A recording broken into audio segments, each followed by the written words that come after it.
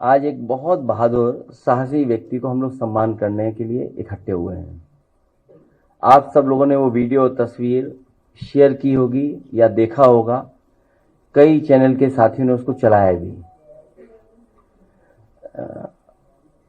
उस बहादुर साहसी व्यक्ति को हमारी पार्टी के लोगों ने उस समय भी सहयोग और मदद की जिस समय वो तकलीफ और परेशानी में था। हालांकि जिलाधिकारी महोदया ने भी मदद की। इलाज के समय जिन डॉक्टर्स ने और जिन लोगों ने भी इसका सहयोग किया, हम अपनी तरफ से उनको धन्यवाद देते हैं। उस समय जो सहयोग कर सकते थे मौके पर हमारे साथियों ने सहयोग किया। आज हम सब लोग मिलकर के इस बहादुर व्यक्ति को जो लड़ता रहा, और ऐसी लड़ाई कम ही लोग लड़ पाते हैं जानवर से, गुलदार अपनी जान जोखिम में डाल करके अपनी जान बचाने के लिए उसने कोई परवाह नहीं की। उस समय पता नहीं उसके दिल और दिमाग में क्या बात रही होगी कि बहादुरी से उसका मुकाबला किया। उस परिणाम ये हुआ कि उसको पकड़े रहा, कई लोग दूर से ही देखते रहे और बहुत संघर्ष के बाद उसने अपना जीवन बचा लिया। बहुत संघर्ष करना पड़ा उसे। अगर कहीं चूक हो जाती तो शायद वो आज हमारे आपके बीच में ना होता। वो वही व्यक्ति जानता होगा जिसने इतना बड़ा डेंजर, इतना बड़ा रिस्क लेकर के मुकाबला किया उस समय। हालांकि वीडियो हम देखेंगे। हम सब लोग जानते हैं कि इधर उत्तर प्रदेश में जानवर सड़कों पर हैं, तहसीलों में पहुंच रहे हैं, अस्पतालों में पहुंच रहे हैं, कई बार एसडीएम के बंगलों में घुस जा रहे हैं, छतों पे पहुंच जा रहे हैं। न जाने कितने एक्सीडेंट हुए जानवरों से, जिसके कारण बहुत सारे लोगों की क्षति हुई है, लोगों की जान गई है। यहां तक हम लोगों को जानकारी है कि मुख्यमंत्री जी के ऑफिस के कर्मचारी का भी इसी तरह एक्सीडेंट हुआ, जिसके कारण जान गंवानी पड़ी। विधानसभा में जब मैं था, हमारे साथी जानते होंगे, समय समय पर हम लोग सूचना देते थे और जानकारी सरकार को देते थे और लिस्ट दी बाकायदा कि कितने लोगों की जान जा चुकी है जो जानवर सड़कों पे घूम रहे हैं। सीसीटीवी में कैद होते हैं कई बार। बहराइच और हमारे रहे साथ मंत्री वो जानते होंगे कि बहराइच और श्रावस्ती और बलरामपुर में कुछ ऐसी घटनाएं हुई जो गांव में घुस जाते थे और बच्चों की जान गई। परिवारों को हम लोगों ने यहाँ इकट्ठा बुलाया था। बहुत मेहनत के बाद, सरकार को अपने अधिकारियों का बहुत जिम्मेदारी से लगाने के बाद तब जाकर के कुछ पकड़े गए जानवर। लेकिन स्थिति अभी भी नहीं सुधरी है। वो तो हमारे जंगल में ही रहते हैं। कहाँ गए मंत्री जी? ये देखिए, ये तो जंगल में रहते हैं, बिल्कुल जंगल में रहते हैं। और आए दिन हम लोग तस्वीर, खबर देखते हैं। सच्चाई तो यही है कि जंगल हम खत्म कर रहे हैं, और जब जंगल खत्म हो जाएंगे तो वो लोग भी हमारे पास ही आकर के रहेंगे और खाएंगे पिएंगे। जो लगातार हम लोग नुकसान पहुंचा रहे हैं, हम सब लोग जंगल से निकलकर इंसान बने। और आज हम जंगल को ही नहीं सुरक्षित छोड़ पा रहे हैं। ये जो नेचर की जो साइकिल है, हम उसको ही नष्ट करने लग रहे हैं। कटान है बड़े पैमाने पर, लकड़ी की चोरी है बड़े पैमाने पर। और इधर जब से भारतीय जनता पार्टी की सरकार आई है, अतिक्रमण बड़े पैमाने पर है। जहां जंगल है, कटान तो है ही है, अतिक्रमण बड़े पैमाने पर है। और उसका परिणाम ये हो रहा है कि हमें समय समय पर सूचना मिलती है कि जंगल से जानवर निकल करके हमारे रिहायशी इलाके में पहुंच करके नुकसान पहुंचा रहा है, और बहुत बड़े पैमाने पर जान गई है लोगों की। बड़े जानवर हैं और तरह के जानवर हैं। एक बार तो हम लोगों ने देखा होगा कि एक जिलाधिकारी महोदय कुछ निरीक्षण पे गए थे, बंदर उनका चश्मा लेके भाग गया। बंदर ही चश्मा ले गया उनको। बंदरों को पकड़ने के लिए करोड़ों रुपए खर्च कर रही है सरकार। करोड़ों रुपए का टेंडर हुआ है। मुझे याद है समाजवादी सरकार में जब जनरेशन में पार्क बनना था तो टेंडर कर करके या सपेरों का साथ लेकर के, उनका सहयोग लेकर के बड़े पैमाने पर सांप पकड़े गए थे और उन सांपों को किसी को नहीं मारा गया था। जो सुरक्षित जगह जंगल में है वहां पर पहुंचाया गया था। उस पर जांच की भी कोशिश की थी सरकार ने कि आखिरकार ऐसा सरकार क्या कर रही है या उस समय क्यों फैसला लिया गया। अभी सुनने में आ रहा है कि अस्पतालों में सांप के काटने वाली दवाई ही नहीं है, इंजेक्शन ही नहीं है, क्योंकि इधर बहुत सारी घटनाएं होंगी। अभी कुछ खबर आई कि किसी जानवर ने काट लिया एथलीट की, उसकी जान चली गई।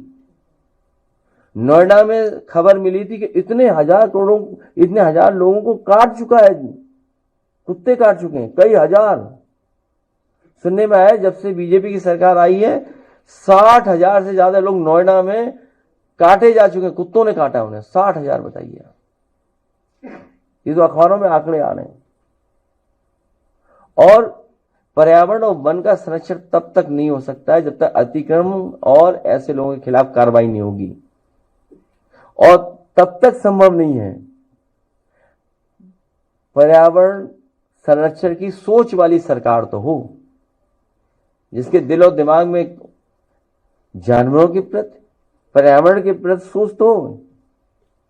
और जब तक ऐसी सरकार नहीं होगी तब तक हम लोग संरक्षण नहीं कर सकते हैं। हमारी समाजवादियों की सरकार में एग्जेम्पलरी काम हुए।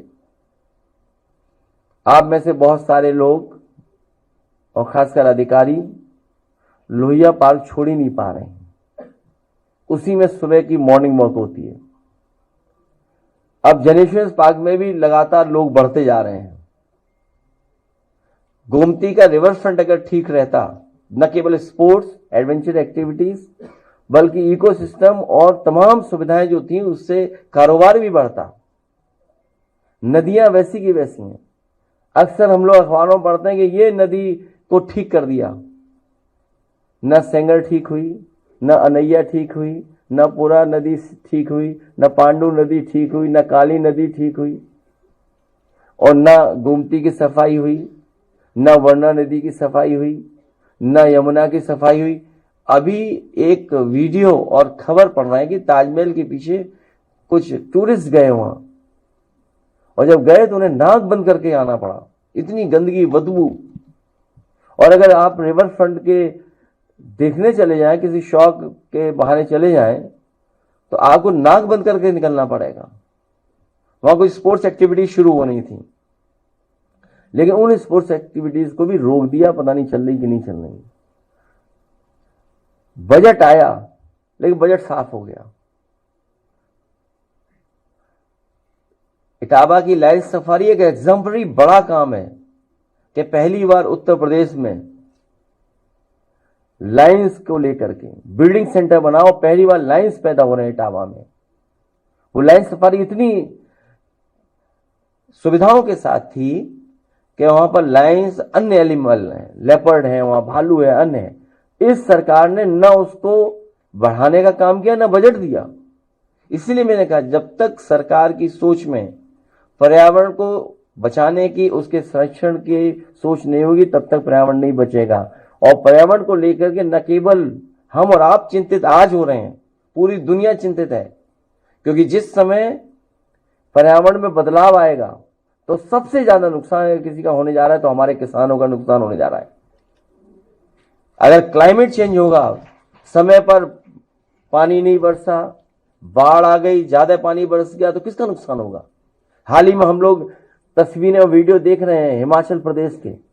सोचो बादल फटने से कितना बड़ा नुकसान हो गया। लोगों के घर चले गए, न जाने कितने लोग मर गए, जान चली गई। और वो अंततः क्या है, एनवायरमेंट में जो चीजें बिगड़ रही हैं उसकी वजह से है।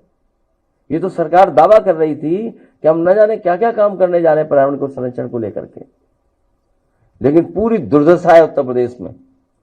सब जंगल काटे जा रहे हैं और रिकॉर्ड बना रहे हैं कि कौन कितना वो होगा, पेड़ लगाने का रिकॉर्ड बनाया जा रहा है, लेकिन वो रिकॉर्ड सही नहीं है।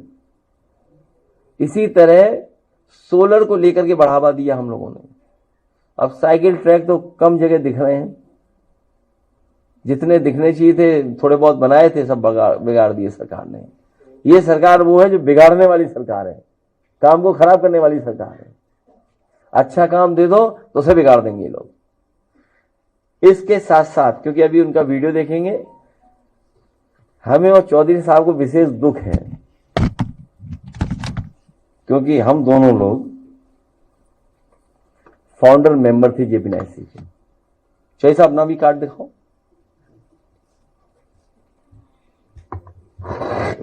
इस सोसाइटी में हम लोग फाउंडर मेंबर थे और कई प्रतिष्ठित लोग थे उसके फाउंडर मेंबर। कितने साल बंद रखा है इन्होंने, उसकी कहानी हम लोगों ने समय समय पर सुनी है, देखी है, पढ़ी है। बंद रखा, बंद के बाद क्या किया इन्होंने?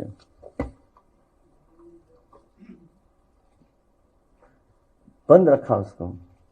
एक बार हम एक चैनल के इंटरव्यू के लिए हेलीपैड पे चले गए तो चौकीदार को सस्पेंड कर दिया। आखिर कैसे चले गए वहां? पानी की बोतल जेब में थी। इनके पेड सोशल मीडिया में जो एक्टिविस्ट हैं, भाजपाई जो हैं, उसमें उन्होंने कहानी बना दी कि हम बोतल रखे हुए जेब में।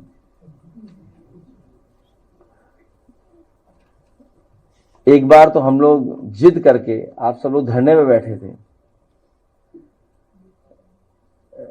संपूर्ण क्रांति के आंदोलन को,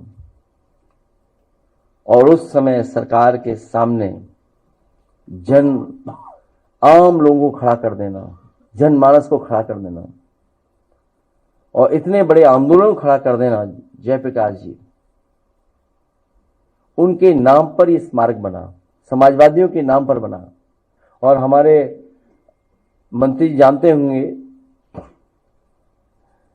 कि जिस समय, और पुराने जितने भी लीडर्स हैं और आप में से साथी रहे होंगे उस समय, वो जानते होंगे कि जब नेताजी ने शिलान्यास किया था तो उस समय सभी महत्वपूर्ण समाजवादी नेता उस मंच पे थे। नेताजी ने शिलान्यास किया, जॉर्ज फर्नांडिस जी थे, हमारे पार्टी के ब्रजभूषण तिवारी जी थे, मोहन सिंह जी थे, और जितने भी समाजवादी नेता थे और सरकार के मंत्री लोग सब थे उस समय। और इसका शिलान्यास हुआ था। ये कहा गया था कि ये सेंटर बनेगा समाजवादियों का, जहां पर नई पीढ़ी के लोग आकर के देख सकेंगे कितना बड़ा संघर्ष और आंदोलन हुआ, कितना बड़ा लोकतंत्र को, समाजवाद को बचाने के लिए, देश को बचाने के लिए जेपी बाहर निकले। उनके साथ पूरे देश की जनता जुड़ गई और उसका परिणाम यह हुआ संपूर्ण क्रांति के आंदोलन की कि बदलाव आ गया दिल्ली में, नई पार्टी बन गई उसमें।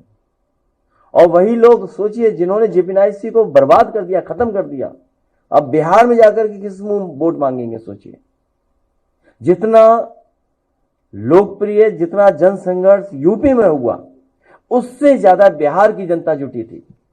जब रैली हुई उसी के बाद तो और घटनाक्रम हुआ। एक बड़ी रैली जो हुई वहां गांधी मैदान में, उसके बाद ही दूसरी घटनाक्रम हुआ। सोचिए, जयप्रकाश जी इतना बड़ा नाम, आजादी से लेकर के लोकतंत्र को बचाने को लेकर के और देश को नई दिशा देने के लिए, विचारों की नई दिशा देने के लिए संघर्ष का रास्ता दिखाने वाले, उनकी याद में उनको समर्पित म्यूजियम और ये बिल्डिंग, सोचिए सरकार पहले चलाई नहीं तो बर्बाद कर दी, बर्बाद करने के बाद एलडीए को दे रहे हैं। सोचिए आप एलडीए के बाजार देख के आइए, एलडीए काम देख के आइए। आप गोमती नगर में देखिए, कोई बाजार उनका जो बनाया हुआ हो, कबूतर खाना लगता है, मछली बाजार लगता है। किसी भी उस जगह पर आप देख करके आइए, एलडीए का अपना काम क्या, वो ये काम करेगी एलडीए? बताओ, चलाएगी वो? ये सोची समझी रणनीति है कि पहले सोसाइटी को खत्म करिए कैबिनेट डिसीजन से, फिर इसको बेचने की तैयारी करो। मैं एक बार फिर दोहराता हूं आपके सामने कि अगर बेचना ही है तो हम समाजवादी लोग लेने के लिए तैयार हैं। क्योंकि एक बात कह देंगे तो वो खराब लगेगी, वो शब्द मैं इस्तेमाल नहीं कर सकता हूं। एक दिन हम कह गए थे कहते कहते, तो हम समाजवादी लोग चाहे चंदा इकट्ठा करें, चाहे कुछ करें, क्योंकि हमारे साथ इमोशनल आइडियोलॉजिकल कनेक्ट है इसके साथ, इसलिए हम नहीं चाहते कि इसको बर्बाद किया जाए, कॉमर्शियली एक्सप्लॉइट किया जाए। क्योंकि अगर ये सरकार के हाथ में, सरकार कुछ करेगी तो बेचने की तैयारी करेगी, और इनकी सोची समझी रणनीति होती है निराश करने की। न जाने कितने लोगों की सिक्योरिटी वापस ली, न जाने कितनों के घर वापस लिए, छीन लिए इन्होंने। क्यों नीचा दिखाते हैं? ट्रस्ट को छीन लिए, घरों को छीना इन्होंने, आरोप लगवाया बदनाम करने के लिए। पहले क्या कहा जेपीएनआईसी के बारे में आप याद कीजिए, कितनी जांच की इन्होंने। एक इनकी सरकार में कुदाल मंत्री हुआ करते थे, याद कीजिए आप लोग, कुदाल मंत्री थे, मंत्री हैं कि नहीं है पता नहीं। बोले हेलीपैड क्यों बना इसमें? अरे भाई इतनी ऊंची बिल्डिंग होगी, बिल्डिंग लॉ ये कहता है कि हेलीपैड होना चाहिए, क्योंकि इमरजेंसी में अगर जरूरत पड़ेगी तो क्या है, कैसे आप बचाओगे लोगों को। वहां पर world class Olympic size all weather swimming pool था, लॉन टेनिस कोर्ट थे। हालांकि मुझे नहीं पता कोई फॉलो कर रहा है विंबलडन की नहीं कर रहा है। सोचिए क्या होता है, कई बार जिसका नाम सबसे ज्यादा होता है, 21 साल का कोई जीता, सोचिए पहले मैच में हार गया, कैसा समय बदलता है देखिए। इसमें इंडोर टेनिस कोर्ट है, सबसे बड़ा कन्वेंशन सेंटर इसके अंदर, पार्किंग के लिए 1000 से ज्यादा गाड़ियों की बिल्डिंग है, तमाम रेस्टोरेंट के लिए जगह है, कैंटिलीवर स्विमिंग पूल है, न जाने क्या क्या उसके अंदर, और वर्ल्ड क्लास स्ट्रक्चर है ये। सोचिए ये हालत है। तो ये समाजवादियों का बनाया हुआ, और बदनाम करने के लिए क्या क्या कहा इन्होंने कि ये हुआ, ये हुआ, ये हुआ, ये हुआ। अभी भी हम और आप लोग खबर पढ़ रहे होंगे, हमारे तो घर में ही घुसे थे सब ये कैमरे, सब कैमरे गए थे, ये सब कैमरे गए थे, याद होगा। मैं तो चाहता हूं सब कैमरे एक बार फिर खाने के कारण पूरी कोशिश हमने कर डाली बस। फिर वो कैसे भागा कैसे बचे आप? मैंने भागा, फिर कैसे न कैसे बचा उससे।